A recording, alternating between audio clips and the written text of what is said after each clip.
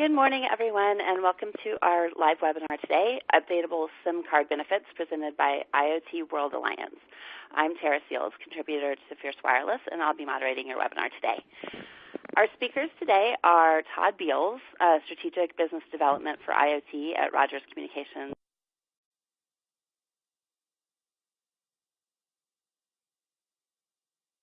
Canada. Andreas Moravitz at G&D. He's the head of Global Product Management. And Jeff Hanna, who is Director for North America at SBD. You can read all of our speaker bios on the right-hand side of your window there. And I have just a few technical notes before we begin. If you have trouble reading a slide, you can just hold and drag the right corner of that slide window to enlarge it. Also, please disable your pop-up blocker to participate in the interactive parts of the presentation. We're going to have a few polls as we go along.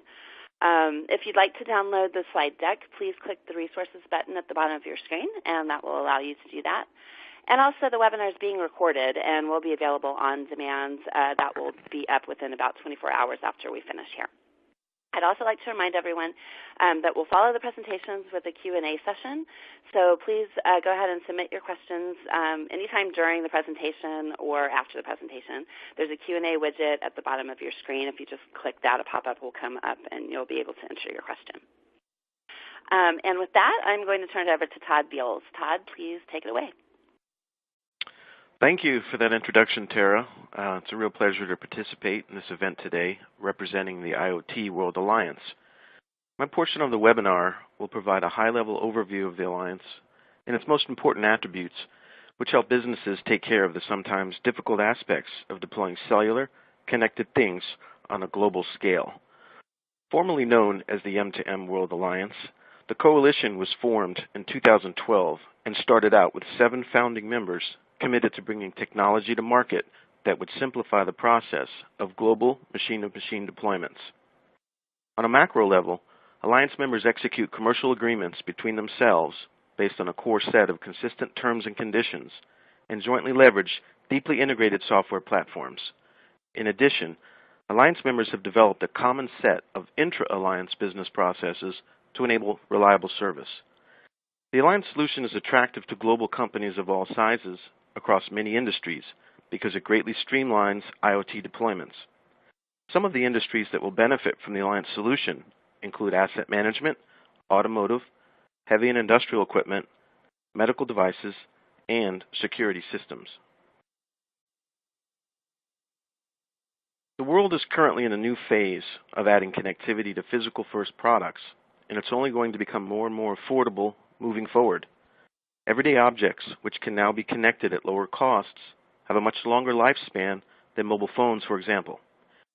Spending on digital transformation initiatives is rapidly growing too, and part of that spend is going to support multinational operations. So this is driving the need for ubiquitous and reliable connectivity.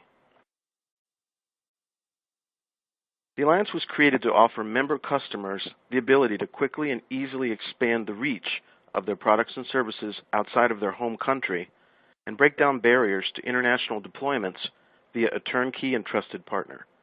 The end goal is to offer this capability without incurring high roaming costs in as many countries as possible. So I'll repeat, this solution will help you expand your reach outside your home country without high roaming costs. We simplify logistics via a single SIM card, and we offer a one-stop shop approach with our primary business model, which enables IoT customers to sign one contract with their preferred Alliance member, who then delivers services from the other members. Instead of managing relationships with several mobile network operators, or MNOs for this discussion, customers interact primarily with their lead MNO, who provides a single point of contact for support and billing. Throughout each billing period, the customer can easily monitor voice, data, and SMS usage from a web portal across all Alliance networks and will receive regular reporting and summaries of all activity and traffic. The key color to focus on this slide is the dark gray area, which illustrates the regions that we currently cover in our footprint. At the end of 2016, the Alliance had grown to 9 members and our networks covered more than 65 countries. No other operator group offers local coverage this expansive. The Alliance is also actively recruiting new members from key countries where IoT products are being deployed. And as part of our evolution, the Alliance is also developing relationships with satellite providers to extend service beyond terrestrial coverage. This is particularly useful for certain mission-critical verticals like shipping, maritime, and other remote services. Let me give a quick example of what we mean by local rates, which may help illustrate our unique value proposition compared to permanent roaming SIMs. Let's say a Japanese manufacturer wants to ship and monitor construction vehicles in Canada and Chile. The Alliance enables this OEM to work directly with the local Japanese partner, NTT Docomo, to procure SIM cards that will also work seamlessly on the Rogers network in Canada and on Telefónica's network in Chile as local subscriptions. The result is a SIM that by all intents and purposes from the network's perspective is native to that country, and it's billed at special IoT rates, and therefore scales nicely with high bandwidth use cases like streaming video, for example. Alliance members are all well-established Tier 1 mobile network operators in their countries of operation. They provide local subscription services on their own networks, the same networks used by millions of consumers every day. The Alliance enables these experienced service providers to link their processes and networks to enable a better-than-roaming option for multinational corporations deploying IoT solutions internationally.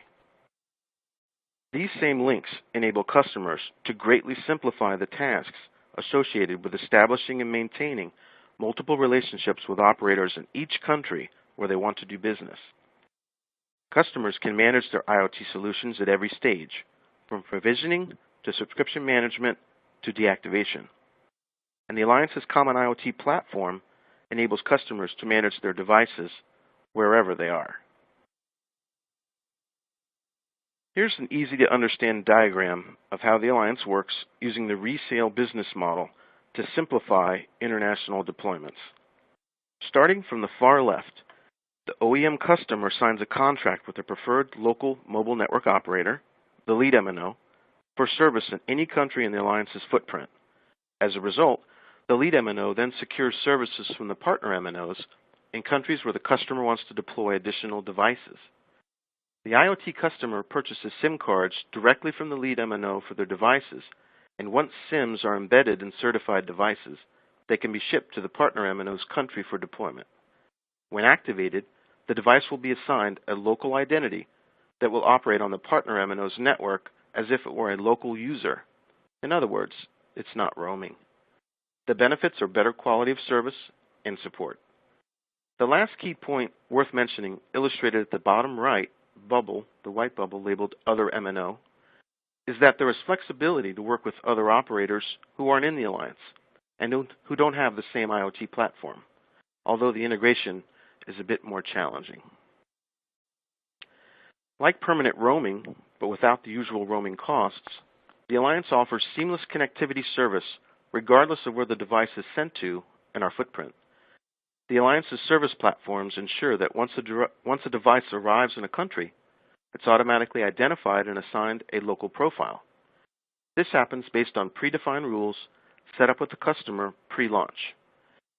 The IoT customer interacts with the lead MNO to obtain connectivity service, to order SIM cards and subscriptions, for billing and payment, troubleshooting, and reporting. The other Alliance members work with the lead MNO in the background to provide proactive customer service.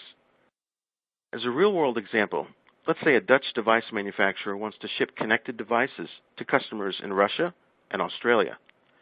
Once the embedded KPN SIMs arrive in the foreign country and the device is switched on, these devices will automatically assume new local identities in a matter of minutes as a full profile download over the air.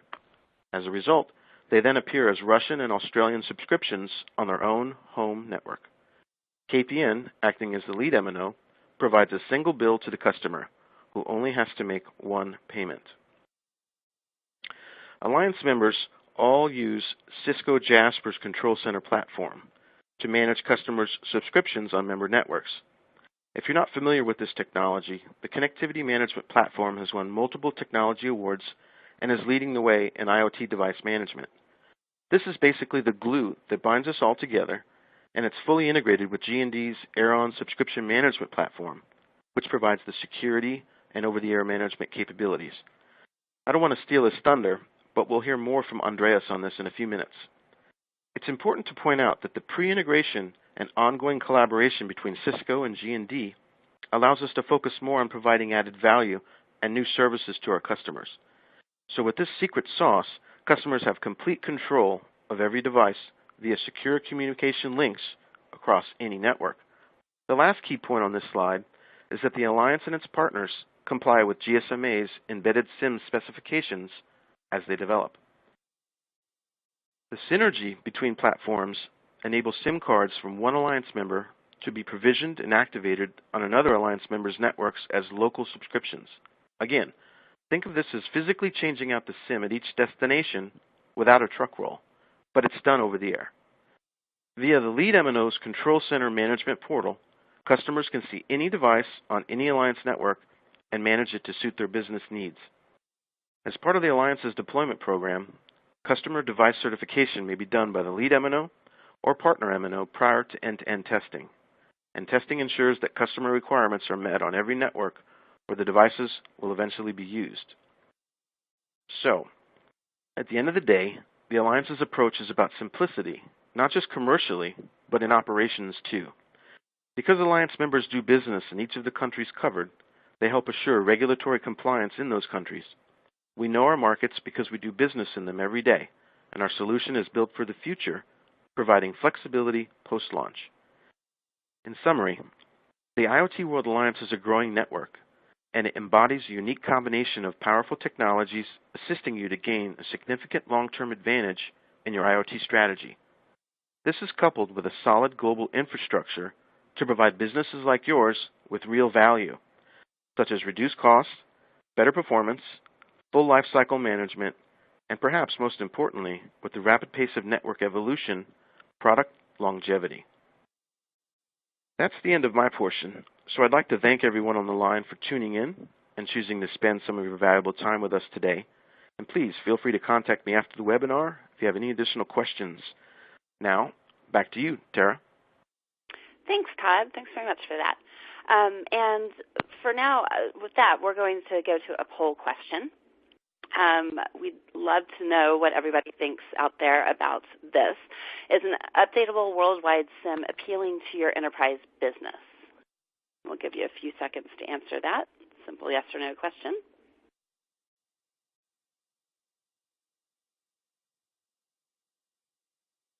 And we'll go ahead and go to the results.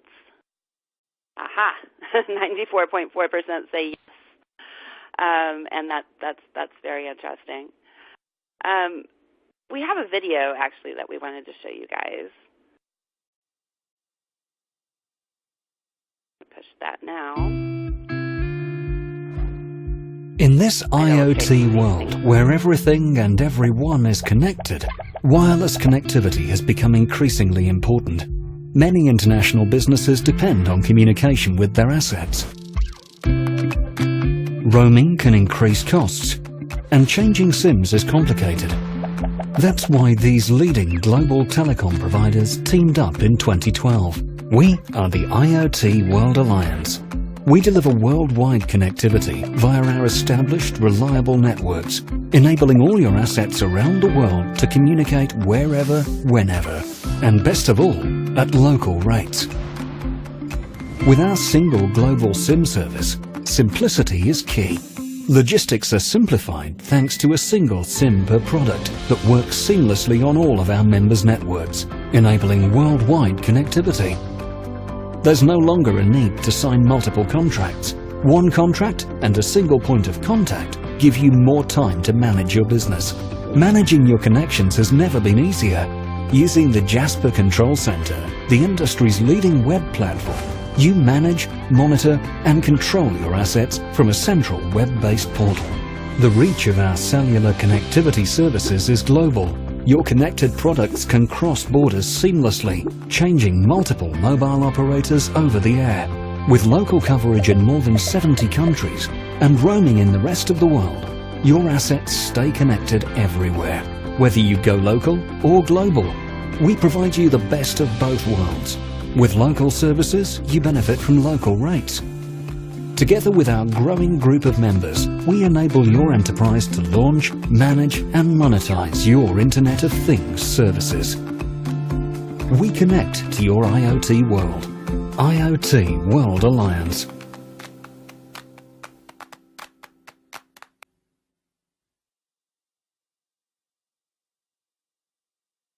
Okay, great. And with that, I'm going to go ahead and turn it over to Jeff Hanna, who once again is Director for North America at SBD. Jeff, I'll turn it over to you. Thank you so much, everybody.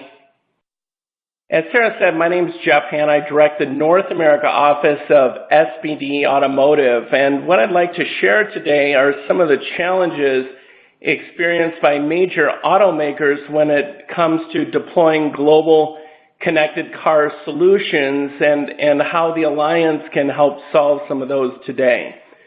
So in terms of SBD and our approach to the market, we cover three areas and three areas very deeply. We cover connected car technologies such as infotainment, remote services, telematics. We have an autonomous car division that's growing deeply, such as ADAS, driver monitoring, V2X, as well as secure car, which includes automotive cybersecurity, risk assessments, and countermeasures. So what's happening overall in global automotive today, and where does connectivity strategies fit in? The first thing we're seeing is that global automotive teams are going from really regional planning and one-off solutions to centralized teams. The sheer challenge of autonomous vehicles, mobilities, EVs requires global teams and global thinking. We're also moving from country-specific map strategies to mapping as a strategic global platform, and infotainment head units, so things like navigation systems, color screens, are taking advantage of global sourcing as well as greater control of the software stack. And we're going from limited data from connected vehicles to full artificial intelligence, and automakers using that for CRM benefits, warranty avoidance, and autonomy. And last but not least, automakers want to have strategic control of their connectivity destiny. So again, we're going from very regional ways of thinking to saying that, hey, I have a car, that car goes to hundreds of markets around the world, and that car needs to be connected. From a forecast standpoint, I'm showing a graph here from SBD Forecast that shows we're at approximately 27% of all cars have built-in or embedded connectivity, with projections going to well over 60% by 2025.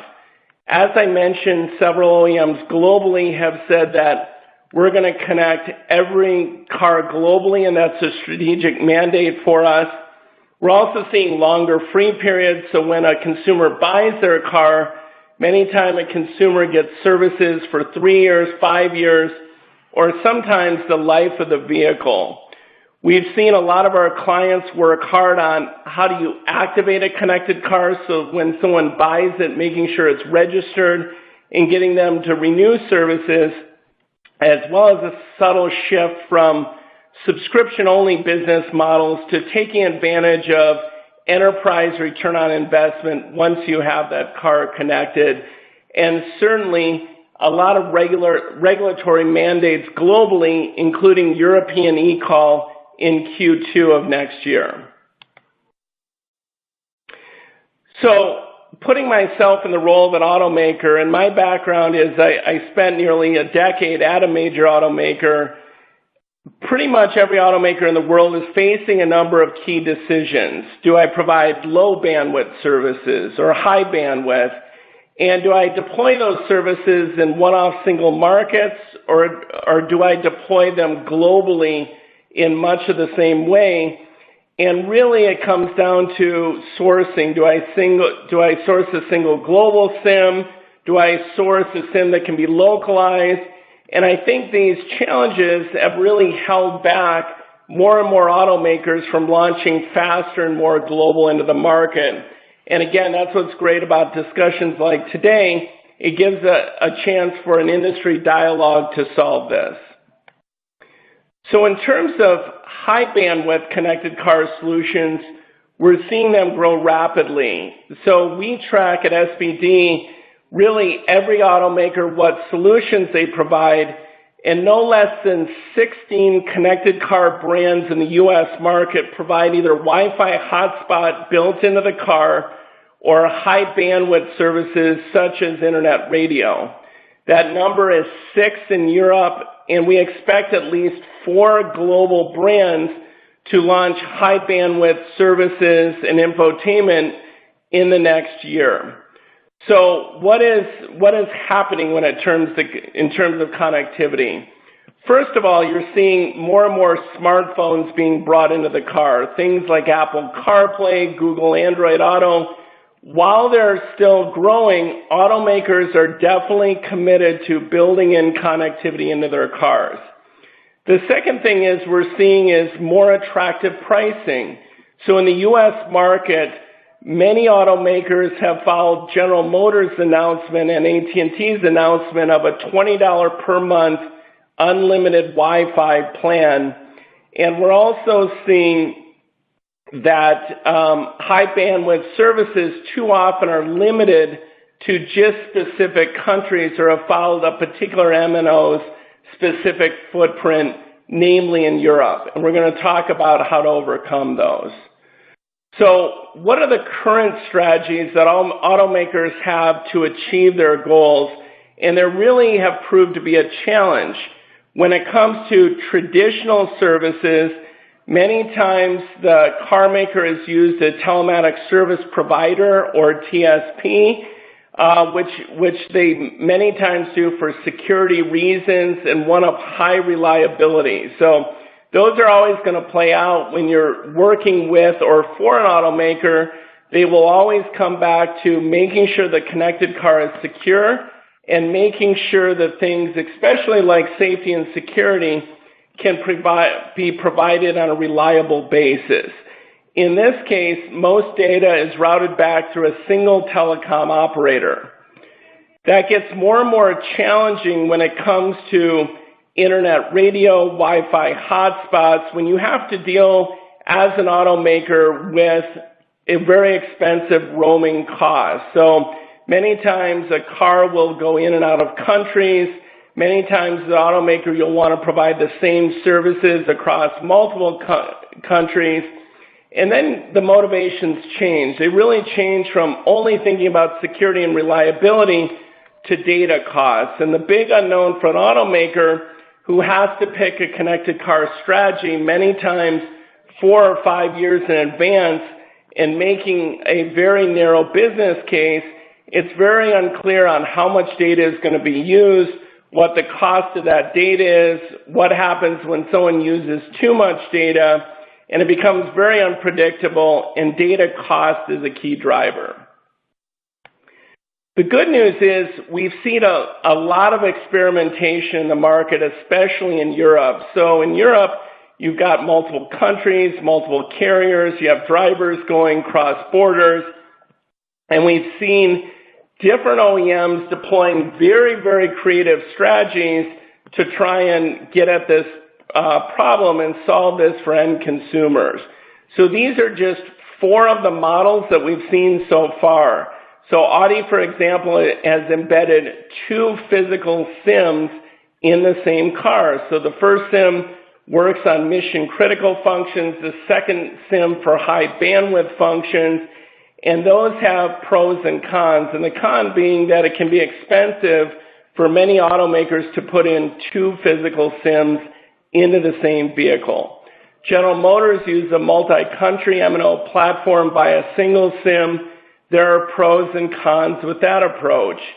Tesla publicly announced about a year and a half back that they partnered with 4 different carriers throughout Europe to basically activate the vehicle in the country where the car was sold, which works very well in the home country and that requires very complex contractual arrangements, and it doesn't always address inter-country travel. And what we've seen BMW demonstrate is the ability to basically have a roaming MNO that directly routes traffic in the country where that is located to, again, reduce those costs. So, again, we're seeing a lot of experimentation in the market, and while these are very creative solutions, much more can be done. So what are some of the enablers that are going to impact this change? One of the major ones we see at SPD Automotive is over-the-air updates. So we've talked about over-the-air SIM cards, over-the-air software. Well, 60% of all automotive warranty costs come down to vehicle software. And with built-in connectivity, with built-in over-the-air updates, a lot of that can be solved. So if you look at the benefits of over-the-air, it's great for cybersecurity. It pleases the customer. How many of us had a connected vehicle with old maps or old points of interest? Those can be updated so the car gets better, not worse, over its lifetime. It's great for warranty and safety savings, dealer savings. And if you look down at the bottom, many OEMs are building their OTA strategy, starting with the telematics control unit or DCM really as a first step. So they're launching cars that you can update basically the embedded connectivity module, and soon looking at how do you update the SIM card in the card itself. So where are we today, and what is the vision? So in the past, we've had SIMs with a very fixed profile overall. Today, many times those SIMs are reprogrammable, but thus far only within a particular MNO or partner MNO, and in the future, automakers will look to SIMs that are reprogrammable between partner MNO networks globally. So where do we go from here? So first of all, I'd like to thank everyone listening today. I would like to thank the IoT World Alliance because we have an outstanding opportunity here today. We're seeing emerging collaborations from GSMA as well as the World Alliance to ensure collaboration. As Todd Beals talked about, key parts of the ecosystem must support change, just so that just like expensive roaming charges are rapidly dissipated, we need to work together to grow the pie, and any SIM reprogramming will take roles and responsibilities from automakers, MNOs, and partners, and ultimately the consumer is boss. And basically, as automakers will need to do, we'll need to enable consumer choice and making sure the consumer's devices and connected vehicles can be in harmony. And with that, I'd like to thank you, and I think we're ready for our next poll question. Great. Thank you, Jeff. Thanks very much for your presentation. And yes, we do have another poll question. You can see it there on the screen. Are roaming costs holding you back from doing business globally? Again, a yes or no question. Give you guys just a few seconds to answer that.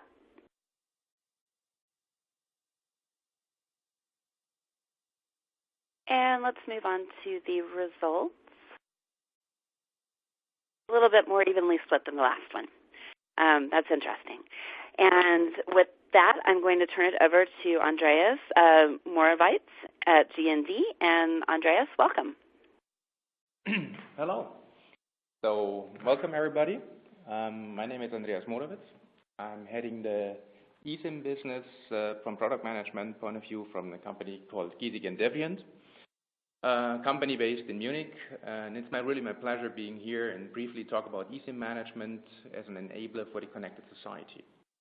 But eSIM management itself is not only an enabler for connectivity, but it's also an enabler for any kind of service which will be delivered to the market. And IoT World Alliance is offering here a unique offering towards the global market for IoT. But at the beginning, let me briefly say some words actually on G&D, as not everyone might be aware of what we're doing. So G&D, in total, company 12,000 employees, and as a group, we have some interesting business segments. For example, we are producing banknotes, and we are printing banknotes. We are managing the whole secure process around the life cycle of currencies. So security in products, solutions, and services is actually in the DNA in all of our offerings. And beside this currency technology, G&D is managing digital identities for the various market segments.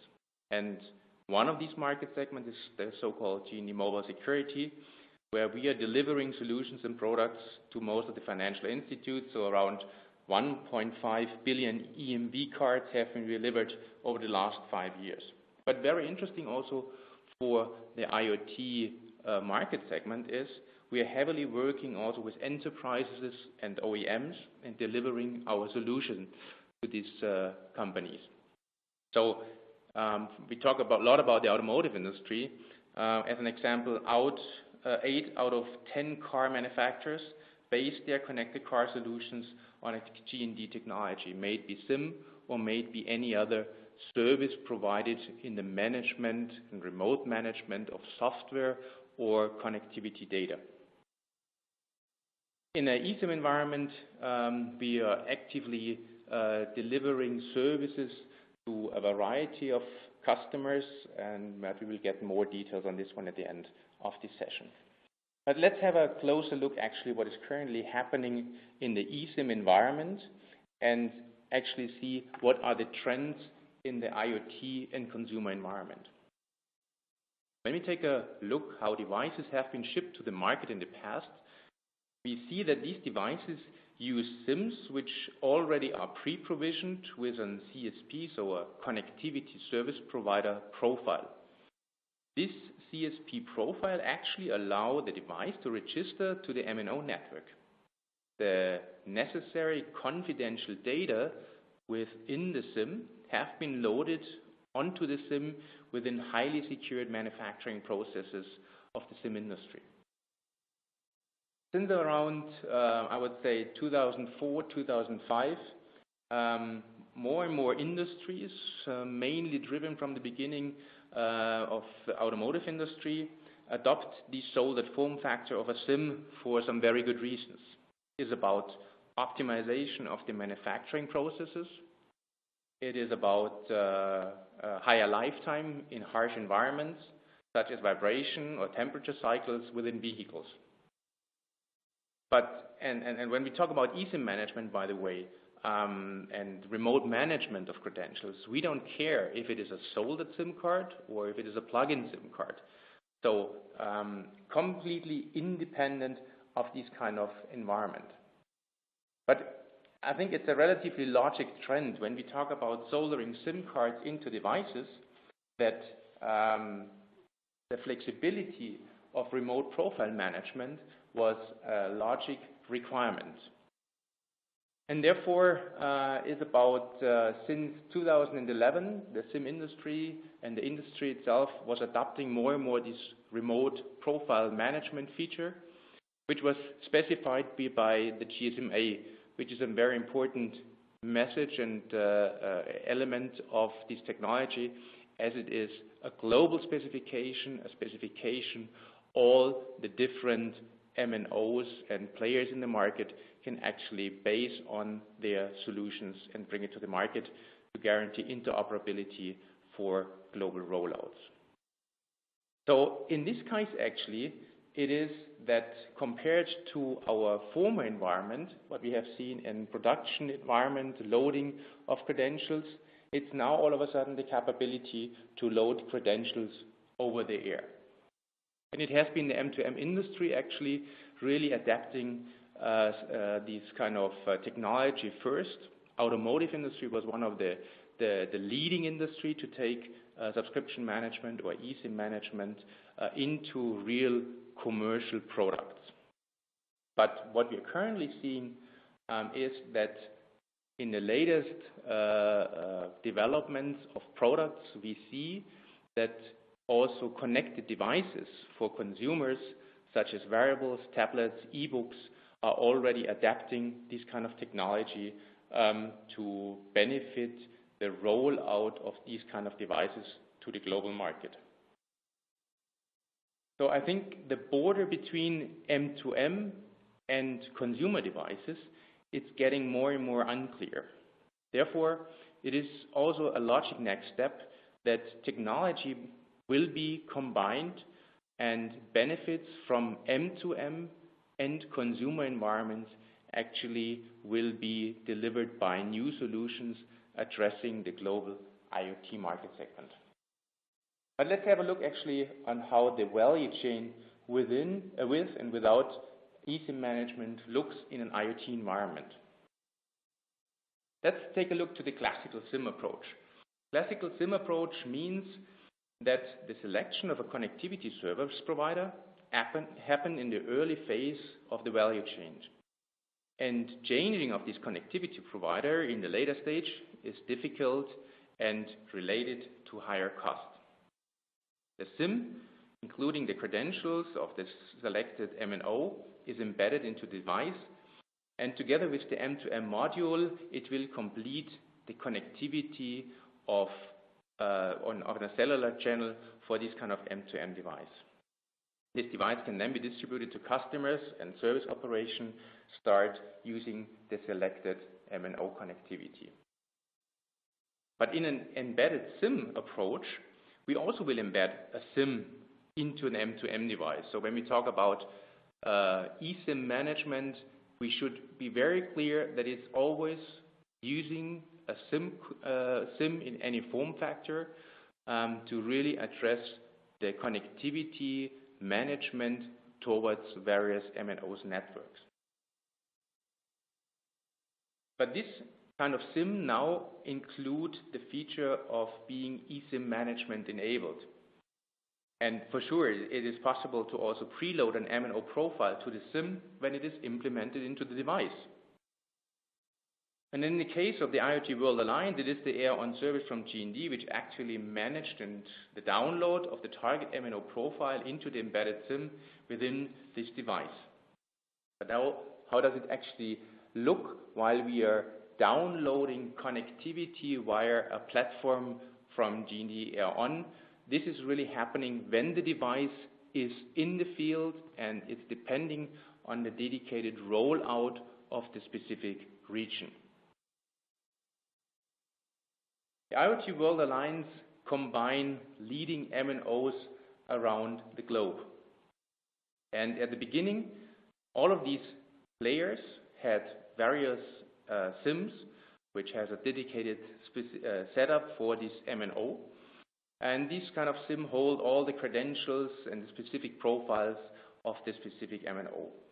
Based on this kind of fact, the flexibility of global connectivity was mainly based on roaming technologies, which actually increase the total service cost for rolling out of kind of devices.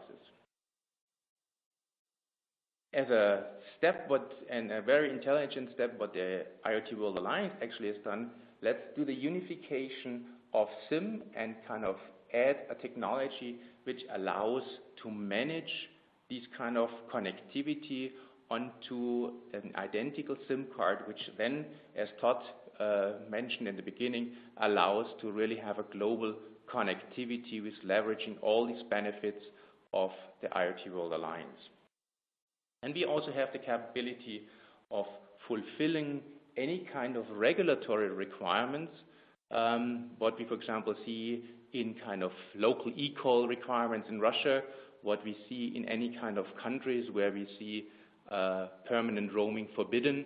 This is now possible to really solve with the solution provided with a remote management of connectivity. But it's not only the management of connectivity, it is a management of connectivity at the beginning of these kind of manufacturing process. The IoT World Alliance, with all the different MNOs, take care that connectivity is actively managed over the whole lifetime of the device. So during manufacturing, with the benefits of all these logistical advantages, manufacturing advantages.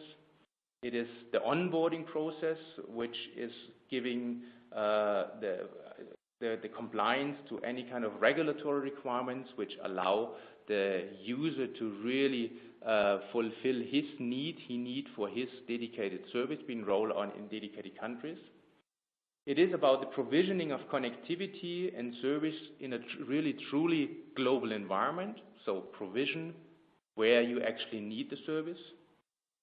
And it's all about active management and reporting and take care that the service is properly presented to the user and that the service is properly available for all the service needs the dedicated service would require. And we should not forget actually a lifetime always has a kind of discontinuation. So it is important to have solutions available, and connectivity management is here one of these solutions which allow to actively manage devices at the end of life. So I think it is the management of services over lifetime of devices and services, and to do so there is a really long-term experience necessary to really properly manage these devices in a real network environment on global rollouts. And G&D is doing this since 2011. We currently have operating more than 50 commercial eSIM management systems for the world. So that would actually end up with about 20 million embedded SIMs, which are currently actively managed from a connectivity point of view. Big portion of these 20 millions is, of course, anything related towards M2M, IoT, and within this IoT and M2M market segment, automotive is one of the biggest ones. So this long-term experience in a combination with the IoT World Alliance members for sure reduce the risk within any projects you are planning for your customers around the globe. That's it from my side. Some words on eSIM management in combination what we do for the IoT World Alliance. It's really my pleasure being here, and thank you very much to the audience to listen into it. And I would like to give it back to Tara, actually. Okay, thanks so much, Andreas. I really appreciate it.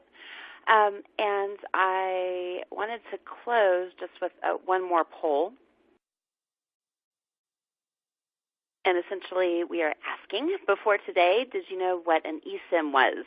And that SIMs could be reprogrammed over the air to assume a local subscription profile. Once again, a yes or no question. I'll give you guys just a few seconds.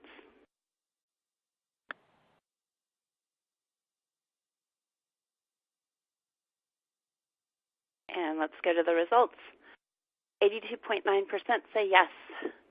17.1%, this is new information. So that's great.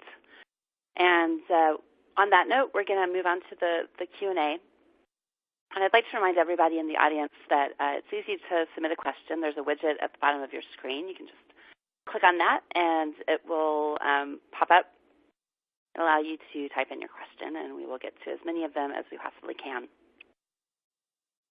I'm going to start with a question for both Jeff and Andreas, and if you guys want to each take this in turn, that would be great. Do you see or expect unique security risks in IoT applications? And if so, what do you see being done about them now? Jeff, you want to start off? Yeah, I'll take that. Specifically from an automotive perspective, one of the biggest challenges for connected cars is making sure that car is secure. So what we're seeing within the industry is a couple of things. One is more and more testing of vehicles before they hit the road, so things like penetration testing, as well as installation of software, as well as secure gateway modules to watch traffic on a connected vehicle to make sure the car effectively doesn't get hacked.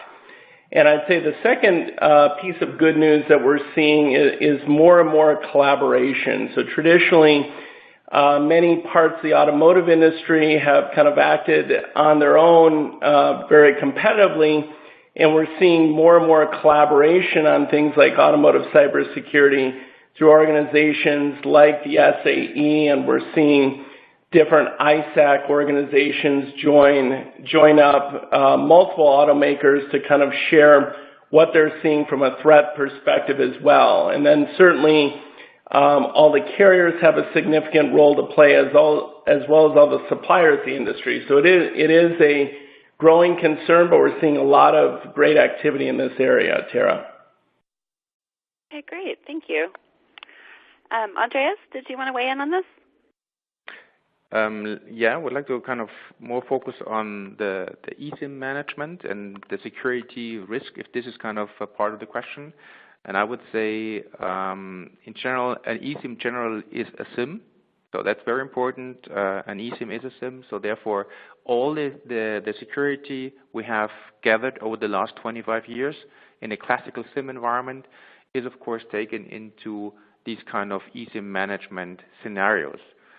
So the management and the communication of connectivity data will happen out of a highly secure environment, which we use also for the classical SIM card. And we over the air communicate with a high secure environment on the SIM, which is more or less this very closed operating system of the SIM. That's what I mentioned, this leveraging the security expertise we gathered over the last 25 years. And this end-to-end security makes sure that this and that the industry does not see any kind of security risk in the moment or within the process of downloading and do the administration of credentials into the SIM kind of specific CSP. So I don't see really a risk here. And GSMA is also with their security evaluations and security schemes being publicly discussed is a very solid base to make sure that this is fulfilling the highest security standards. Mm-hmm. Great, thank you. Okay, and we have another question here. This one, Todd, I think is probably best suited for you. He wants to know, how can the client, i.e. an OEM, keep track of data usage in real time? Talking about connected cars here, when traffic is terminated with various MNOs. Sure. Well, when an OEM signs up with one of the Alliance members, they have a dedicated instance of Cisco Jasper's Control Center platform, and with that, you can log in from any internet-connected device, whether it's a laptop or a computer, and quickly and easily look at your deployment all around the world, and you will be able to see the rating and the status of each individual SIM.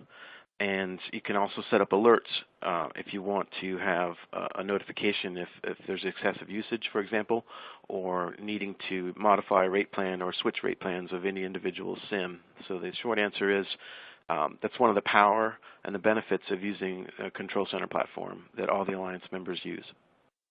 Mm-hmm. Great, thank you. Okay, and we have another question that I think could be answered in turn by the full panel. What is the most challenging aspect of global or international deployments beyond connectivity? That's a very interesting question. Let's see, Jeff, do you want to start off with this one? That sounds great, Tara. So beyond connectivity and beyond some of the issues we've talked today, from primarily an automotive perspective, we see a couple of challenges. One is business models. So will customers ultimately pay extra for connectivity?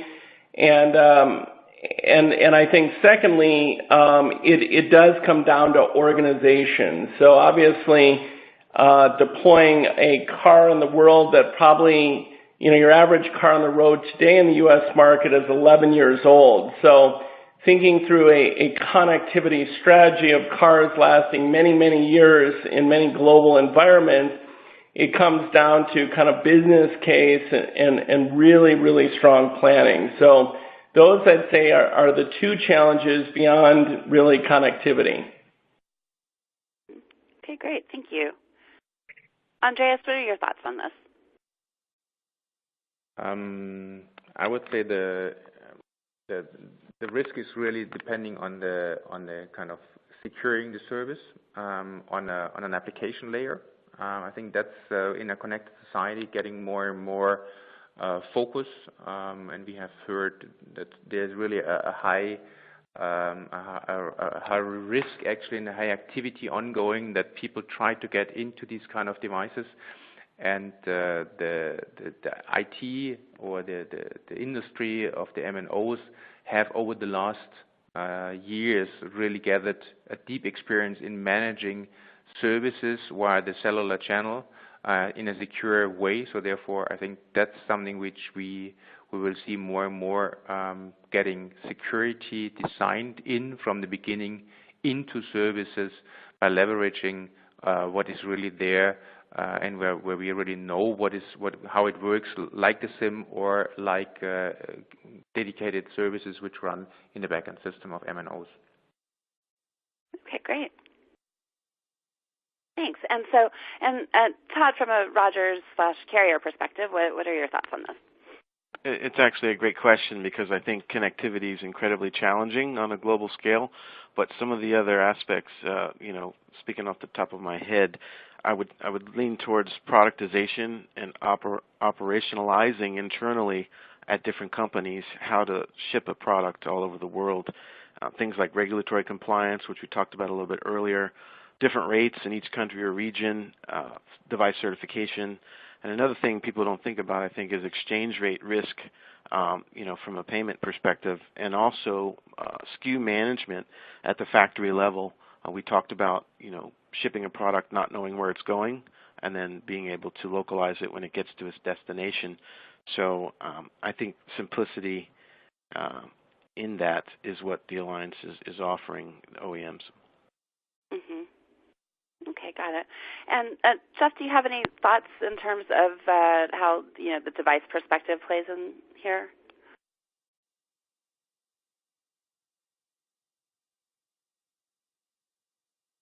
Jeff, I think you're on mute. Oh, I'm sorry. Okay, so from a device perspective, coming back to connected vehicles, one of the main challenges in terms of managing some of these issues in terms of globalization is just, as I mentioned, around business case and managing all of this global data. So as Todd said, there are a lot of regulations about managing global data. Intel came out with a recent study that said an autonomous car can generate up to 4,000 gigabytes of data per day. So some may be wondering, well, why have we talked so much about automotive today? And, automotive's definitely a growing part of this. So we're going to go from 30 million connected cars a year to 70 million per year very quickly. Data is going to go up. And I think to add to this, you're seeing experimentation of different automakers enabling sharing between a consumer's consumer device as well as their connected vehicle enabling consumer choice. So again, on one hand, automakers are going to have to think about the global connectivity strategy for automotive, but at the end of the day, can't lose sight of the end consumer as well. Thanks, Sarah. Right. And that leads into another interesting question. How much of the potential total IoT market really is represented by automotive? I think in many people's minds, the connected car is a unique application. But, what are we looking at in terms of percentages and opportunity here? And I think, I think everybody can answer this one as well. So Todd, you want to start off? Yeah, I think connected cars are certainly getting all the buzz right now, and there's probably not a single car coming off the line right now without at least one SIM card embedded or pluggable inside of the dashboard. But it's, oh gosh, I think in the United States, it's huge. We have the telematics, we have the infotainment, and as Jeff alluded, with data sharing, the ability to add your vehicle for a small monthly payment, it's only going to get more and more. You drive in your garage and it connects in your smart home. So I don't know that it's a unique application, but it's the first one that really went mass market, and hopefully it will open the doors for the industry to grow and expand. Mm-hmm. Great. And Andreas, what are your thoughts on this? When we take a look what is currently happening, automotive industry, I think yes, they have relatively early adopted these kind of technologies. They have some very specific approval cycles, so the lifetime of these kind of devices is differently, the design-in cycle is differently. So I think what their important actually role is to guide the way and show capabilities. But frankly speaking, I think there is a whole bunch of applications, services, and devices which will be much faster with a time to market, which will integrate these kind of feature and see the direct benefit of connectivity management, the direct benefit of these kind of IoT services being offered much faster than the automotive industry. And secondly, I guess there is, from my point of view, what we see and from discussions with a lot of players in the market is that there is a whole range of services we don't even see and could imagine by today.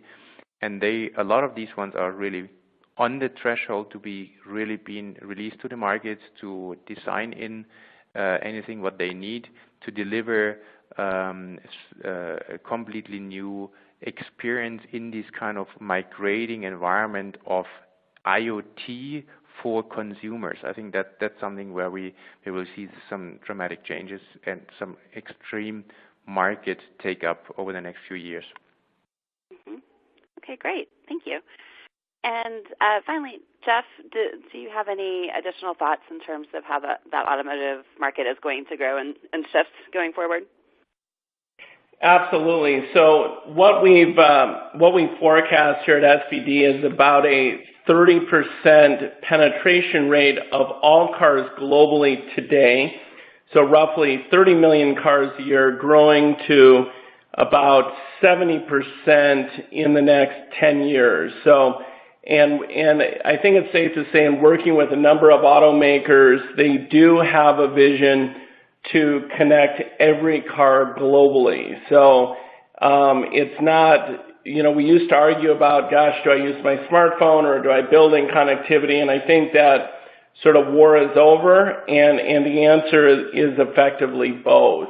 And, I didn't talk about some of the benefits we're seeing of connectivity, but we talked about automotive cybersecurity earlier, but obviously the ability to update software and patches remotely with that, and then obviously collecting data for things like autonomous mobility services as well, and making sure obviously cars are operational and you can discover warranty and cost avoidance very early. So the business case is absolutely there, and I think the change you've seen is really a shift to higher and higher bandwidth services, more and more need for more and more data, so automotive becomes, a real use case for what we talked about today. Great. Thank you so much. Okay, and this is going to be our final question. We're getting to the top of the hour here, and it's pretty straightforward. Is it possible to switch credentials to a non-IoT WA MNO? And I think, Todd, you can probably take that one. Yeah, I'll go ahead and jump in on that. Absolutely. It is possible to switch credentials. The key, platform necessary is that G&D Aeron subscription management platform has to be used, and the control center platform also involved. But if the OEM or the customer doesn't have that, we can do API integrations to other platforms and actually switch the credentials to a different platform. So the answer is yes, just a little more work involved on the setup and the integration. Mm-hmm. Okay, great. Well, and with that, I would like to thank all of our speakers today for great presentations, very informative. I'd like to thank the IoT World Alliance for presenting and sponsoring our webinar. Just a reminder that the webinar has been recorded, so everybody will be able to access it within about 24 hours. Just go to the same page you used to register for the events. And thank you again for joining us. I look forward to seeing you all at future events. And thanks again, panelists. It was great. Thank you so much, everybody. Thank you very much. It was a pleasure.